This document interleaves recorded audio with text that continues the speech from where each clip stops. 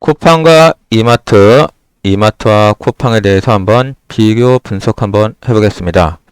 단지 그냥 추천만 해줬다고 그래서 좋은 것도 아니고요. 매도면 매도인 이유에 대해서도 당연히 알아봐야 되겠죠. 자, 쿠팡과 이마트, 이마트와 쿠팡에 대해서 알아본다고 그랬죠. 자, 요즘은 쿠팡 같은 경우 거의 그냥 봤을 땐 단기 저점입니다. 단기 저점. 단기 저점이라는 게 보시게 되면 여기서부터 여기 지금 저점에 대해서 지금 어느 정도 지금 지지를 받고 있잖아요. 근데 기술적 분석으로 봤을 때도 다들 그러잖아요.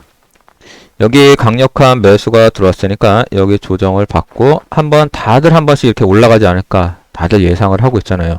물론 떨어질 가능성도 있지만은 저점 한번 부딪히면은 그 작용과 반작용에 의해서 어느 정도 올라가는 것은 확률적으로 틀린 말은 아닙니다.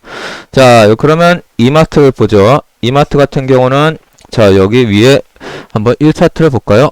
자, 1차트를 보면은 여기 희한하게 여기서 이 거래량이 늘어나면서 윗꼬리 달고 딱 내려와서 정의의 칼을 한번 위에 자신 있게 펼쳐보고 있는데 대량 매도, 다시 말해 어느 정도 차익을 본 사람들에 의해서 약간은 지금 적색 표시가 나지만은 적색이 아니구나. 흑색 표시가 나지만은 많이 어느 정도 매도했다는 거죠. 만약 여기서 이거를 돌파하게 되면은 자, 주봉 한번 볼까요? 주봉에 여기서 만약에 여기 지지를 하게 되면 이제 월봉을 보죠. 자, 여기 돌파하게 되면은 자연스럽게 여기 다시 말해서 30만원대에서 25만원대 이상의 정고점의 월차트 기준입니다. 정고점에 한번 도전해 볼 수 있다는 그 여건이 되는 겁니다. 자, 거기에 비해서 지금 자, 한번 쿠팡을 보시게 되면요. 7월 중순 이후로 지금 가격이 점점 떨어지고 있고요. 이마트 같은 경우는 7월 중순 이후로 점점 위에 올라오고 있습니다. 두 기업의 가치가 지금 틀려진다는 거죠. 그럼 왜 이 두 기업에 대한 가치 판단의 기준이 틀려졌을까요? 그거는 바로 금리입니다. 금리. 금리와 더불어서 사람들의 인식이죠. 자, 이제 쿠팡 같은 경우도 악재 뉴스가 너무 많이 떴어요. 화재도 났고 인원을 많이 고용하려고 하고 그러다 보니까 복지에 신경을 써야 돼요. 더군다나 금리가 1%대는 100만원을 빌렸을 경우에는 이자가 만원밖에 안 나갑니다. 그렇지만 금리가 2%대는 100만원을 빌리면은 이자가 2만원이 나가죠. 다시 말해 투자한 사람들의 수익률이 떨어진다는 것을 의미하죠. 근데 왜 다 같이 금리가 오르는데 쿠팡은 떨어지고 이마트는 왜 오를까요? 그건 바로 물건값에 대한 그 비밀이 숨겨져 있습니다. 예를 들어 계란 한 판입니다. 계란 한 판에 6,000원에 판매했던 게 만원에 판매되면 어떻게 되죠? 4,000원이라는 매출의 효과가 나타나죠. 그럼 마진을 똑같이 20% 잡았을 때 6,000원에 대한 마진은 20% 잡았을 때 1,200원입니다. 1,200원. 그렇지만 만원에 대한 마진을 20% 잡았을 때는 2,000원이 나와요. 2,000원. 그러면은 1,200원 벌던 게 2,000원이 벌면은 800원이 늘어나는 거잖아요. 영업이익률이 40%가 늘어나는 그런 긍정적인 효과가 있죠. 근데 왜 다 같이 인건비도 오르고 그렇죠. 물류비도 오르는데 쿠팡은 떨어지고 이마트는 오르냐? 왜 그거에 대해 사람들이 많이 궁금해 하잖아요. 그건 바로 이마트는 이베이를 인수함으로써 온라인과 오프라인을 동시에 강화할 수 있는 그 효과가 있다는 거예요. 매출도 매출이지만은 두 기업의 업무의 효율성을 봤을 때는 이익을 극대화할 수 있다는 거죠.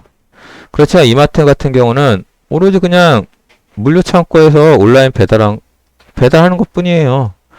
다시 말해 배달 늘어나니까 사람 많이 고용하고 택배가 요즘 시끄러우니까는 사람 많이 고용하잖아요. 더군다나 최근에 광복절에는 뭐 택배 없는 날이라고 해갖고 근로자한테 많이 신경 쓰잖아요. 기존에 이마트 같은 경우는 법률적으로 정해놨기 때문에 신경을 써줄 수밖에 없어요. 그렇지만 이마트, 이런 쿠팡 같은 경우에는 인건비 부담에 대한 것도 많이 있다는 거죠. 금리 상승에 대한 투자 이익금 감소. 물론 그 눈이 뭐또 뻔히 보이잖아요. 이마트 같은 경우도 마찬가지지만은 마트는 기본적으로 신선식품이 주가 되고 거기에 봤을 때 사람들이 물건을 보고 사는 경향이 아직까지는 강해요. 내 입으로 들어가는 물건이기 때문에. 요즘 뭐 마켓밸리라고 해갖고 그걸 살짝 띄워주고 있는데 그게 이마트를 넘지도 못하지만 이마트 아성에도 도전하기 힘들고 오히려 쿠팡보다도 못하지 않을까 그렇게 예상이 들어요. 마켓밸리가 좋은 기업이었으면 나스닥에 쿠팡같이 직행했겠죠. 근데 뭐 말로는 나스닥을 안 가고 국내 시장에 뭐 한다지만은 바보가 아닌 이상 자기 몸값 더 쳐주는 데 가는 게 정상이잖아요. 그 요즘 마켓밸리 같은 경우도 보면은 쿠폰을 막 뿌리고 있어요. 뭐 상장하기 위해서 매출을 띄우려고 그러는지 모르겠는데 이게 기업 가치가 좋고 가능성이 있으면은 나스닥에 가는 게 정상입니다. 그 나스닥에 갈 능력이 못 되니까는 국내 시장에 지금 상장하려고 하는 움직임이 있는 것 같아요. 자, 거기에 비해서는 이 쿠팡 같은 경우는 상당히 효과적이고 로켓 배송 혁명적이었죠. 투자를 많이 했고. 근데 여기에는 보이지 않는 함정이 도사리고 있습니다. 여기 보시면은 대량 매수했고 조정을 거쳐서 저점을 통해서 반등할 거라고 다시 예상하고 있어요. 뭐 할런지 안 할런지는 오늘 오후 시장을 한번 보면 알겠죠. 왜 그런 얘기를 하냐면 여기 뭐가 숨겨져 있을까요 과연? 짠짜잔 짠짠짠짠짠짠 바로 중국 관련 기업들이 지금 하락을 하고 있다는 거예요. 특히 중국 같은 경우 픽테크 기업 같은 경우 지금 타격이 크죠. 쿠팡은 과연 기술주일까요? 쿠팡은 바로 기술주에 포함됩니다. 어떻게 보면은 그 부류가 요즘 손정희가 투자한 회사들은 재미를 못 보고 있어요. 특히 중국에서 손을 뗀다 그랬죠. 그 흐름과 쿠팡의 흐름이 지금 비슷하게 간다는 거예요. 자, 여기 보시게 되면은 쿠팡은 또 웃긴 거는 성장주잖아요. 자, 바이오주가 요즘 대부분 안 좋게 지금 많이 떨어지고 있습니다. 아이고, 이걸로 보면 안 되겠구나. 자, 바이오주가 지금 대부분 안 좋게 많이 떨어지고 있는데요. 그렇게 보면은 그 흐름과 지금 쿠팡의 흐름이 거의 비슷하다는 거예요, 지금. 여기서 핵심은 손정희가 투자한 회사들은 요즘 재미를 못 본다. 큰 맥락으로 봤을 때 쿠팡도 더불어서 자, 재미를 못 볼 가능성이 상당히 큽니다. 그러니까 논리적으로 봤을 때 그렇다는 거예요. 그러면은 여러분 같은 경우는 확률적으로 봤을 때도 이마트보다는 쿠팡에 투자하는 거를 상당히 조심스럽게 지금 생각해야 돼요. 근데 여기서 보시게 되면은 쿠팡은 밑으로 내려가고 전 저점에서 헤매고 있고요. 이 이마트 같은 경우는 주 차트를 한번 볼까요? 주 차트를 보게 되면은 여기 전 고점에서 지금 돌파를 하려고 많이 지금 시도 중이에요. 만약에 여기를 돌파했을 경우에는 자, 월 차트 한번 보죠. 자, 여기 돌파했을 경우는 자연스럽게 이쯤입니다. 그러면 다시 말해서 25만원 전후까지는 충분히 올라갈 가능성이 크다는 거예요. 그러면 거꾸로 말하면은 이 쿠팡 같은 경우는 30달러를 기준으로 여기가 지지가 아닌 저항이 될 가능성이 커요. 그리고 이거는 제가 그냥 예상을 하는 거지만은 여기서 만약에 공매도를 친 사람들이 여기서 대량을 매수했을 가능성이 커요. 그러면 이쯤에서 사갖고 이쯤에서 공매수해서 미리 팔았겠구나. 이쯤에서 팔아갖고 이쯤에서 매수를 하고 빌린 주식 돼갖고 그런 개미들은 여기 봤을 때 여기 매수를 했네 하고 들어올 가능성이 상당히 크다는 거죠. 그러면 여기 이쯤이 바로 개미 무덤이 될 확률이 크다는 거예요. 거꾸로 말하면 이 쿠팡에 비해서 이마트는 만약에 여기 개인들이 많이 팔고 기관 투자자가 많이 샀다고 했을 경우에는 여기가 고점이 아니고 저항이 아니고 다시 말해 지지가 된다는 거죠. 여기와 여기 비교. 쿠팡의 불행은 이마트의 행복이고요. 이마트의 불행은 쿠팡의 행복입니다. 다시 말해 이 기업은 둘 다 적대적인 관계를 가지고 있다고 보면 되죠. 근데 여기 핵심적인 거는 물가에 대한 흐름이에요. 다시 말해 물가가 올라가는 인플레이션 효과를 이 이마트 같은 경우는 톡톡히 누릴 가능성이 상당히 큰데 비해서 이 쿠팡 같은 경우는 아무리 직매입이지만은 물가 상승의 효과보다는 인건비 부담에 대한 그 부분이 쿠팡의 악재가 될 가능성이 큽니다. 아무리 고용을 많이 한다지만은 사실은 비숙련, 저임금, 나쁜 일자리만 많이 생산되는 거잖아요. 플랫폼 기업에 포함된 일종의 노예를 만드는 거고, 이마트 같은 경우도 어차피 기업에 소속되어 있지만은 그거는 미리 예전에 악재로 미리 다 반영이 돼갖고 그 부분이 여기 횡보를 통해서 이베이의 인수와 더불어서 흐름이 이제 거꾸로 가고 있다는 거죠. 다시 말해 기업과 기업이 서로 합쳤으면은 업무 효율을 통해서 매출의 상승은 당연한 거고요. 이익금의 충분한 효과를 볼 수 있다는 겁니다. 다시 이익금 상승도 동반했을 경우에는 이마트 같은 경우는 정고점을 돌파할 가능성이 상당히 큽니다. 일단은 중장기적으로 봤을 때는 정고점을 향해 가는 거는 일단 맞는 것 같아요.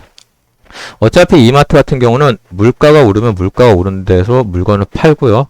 거기에 맞춰서 매출과 더불어서 이익도 상승하기 때문에 기업 가치가 상당히 좋을 것 같습니다. 그와 더불어서 이마트 해외 사업부를 많이 정리했잖아요.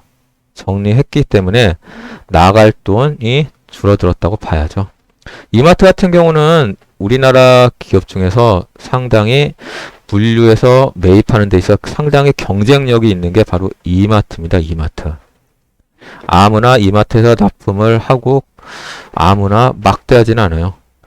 자, 이 마트 쪽에 있어서도 역시 이마트 같은 경우는 온라인과 더불어서 오프라인 중에 특히 주택과 주거지에 거점이 확보되어 있기 때문에 앞으로 온라인과 오프라인과 통합되면 업무의 효율성으로 봤을 때 이마트는 이 정고점을 일단 시도를 하고요. 여기를 뚫었을 경우에는 날아갈 가능성이 상당히 큽니다. 그에 비해서 이 쿠팡 같은 경우는 특별히 뭐 내세울 거는 로켓 배송밖에 없어요. 근데 요즘 솔직히 말해 택배 이렇게 시켜도 오래 안 걸리잖아요. 근데 이거 악재가 점점점 쌓이고 만약에 여기서 해외 사업 부분에 대해서 성과가 없을 경우에는 이 쿠팡 같은 경우 $30를 기점으로 떨어질 가능성이 상당히 크다는 겁니다. 물론 물가가 상승하기 때문에 두 기업은 더불어서 막말로 1,000원에 배달하는 거 1,500원에 물류비 상승은 있겠죠. 그렇지만은 쿠팡보다 이마트가 금리 상승기에는 오히려 더 주가가 오를 가능성이 크고요. 나갈 돈이 어차피 지금에 비해서는 줄어들 가능성보다는 이익에 따른 그 매출 효율이 상당히 클 것으로 예상이 되기 때문에 이 쿠팡 같은 경우에 그래서 강령 매도를 추천한 거고요. 이마트 같은 경우에는 천천히 모아가면서 매수하는 거를 지금 추천하고 있습니다. 이 쿠팡은 중국의 기술주와 더불어서 같이 지금 떨어지고 있으니까요. 쿠팡은 매수를 조심하셔야 되고요.